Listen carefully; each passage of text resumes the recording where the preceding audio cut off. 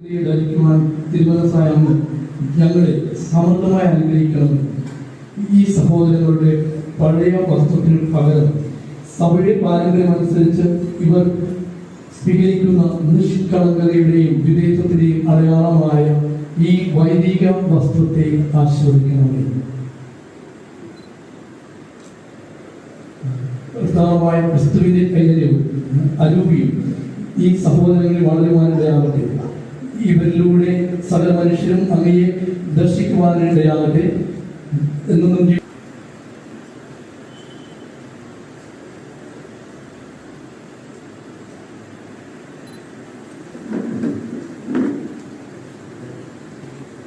പരിശുദ്ധിയും സത്പ്രവൃത്തിയും പുതിയ മനുഷ്യനായി രൂപാന്തരപ്പെടുത്തട്ടെ.